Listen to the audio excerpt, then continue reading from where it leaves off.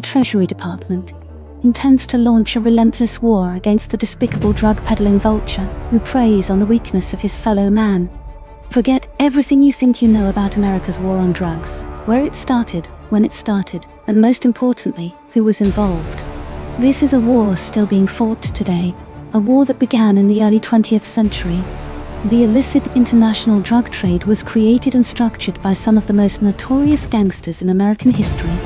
This is the untold story of America's original drug lords. Since the beginning of recorded human history, narcotics have existed, whether in the form of plants or later synthesized compound. People have always sought some form of escape. Some used it for cultural reasons, others for medical purposes. Abuse would come later. Where did the root of the heroin problem originate? It started with the invention of morphine. Once, this was a poppy growing in Italy or Turkey. The dried juice of this plant produces opium, a powerful drug. Opium contains morphine, which was used by doctors to relieve severe pain. Opium entered the United States in the late 19th century, largely through Chinese workers who had come to build the railroads. In 1875, the first local ordinance against a drug was passed, targeting opium. But it specifically targeted smoking opium, the preferred method of consumption among Chinese workers and immigrants. The sap drawn from the opium poppy, once synthesized, becomes morphine. This was an injectable drug that eliminated pain during surgeries or for war casualties. Addiction was the unintended consequence. If you were to look at a copy of the LA Times from the 1890s and scanned the classified ads, you would find advertisements for sanitariums or home remedies to cure addictions to substances like laudanum, morphine, and cocaine. Clearly there was a problem of great magnitude. There wasn't yet a massive demand for drugs. You could buy morphine over the counter at a drugstore. Many housewives were hooked on these medicinal elixirs they purchased. That's how they got their drugs. The drug market was inhabited by crooks, low-life pickpockets, the lowest strata of society. It wasn't a major marketplace yet.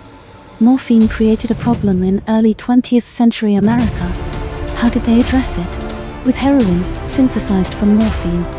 This was supposed to fix everything, but it didn't.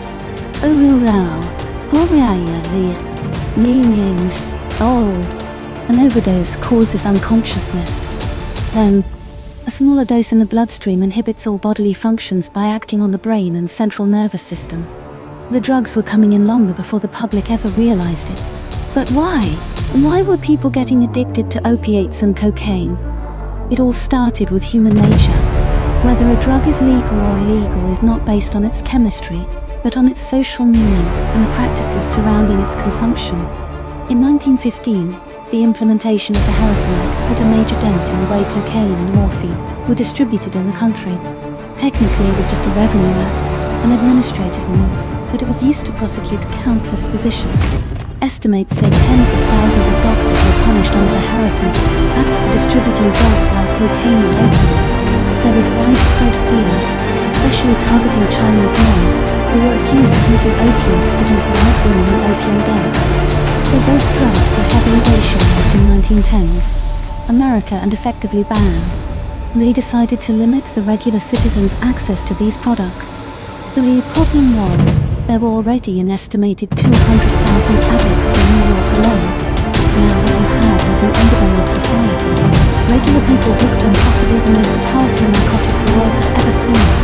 As the use and even possession of these drugs became increasingly criminalized, the public health focus disappeared. Patients became criminals.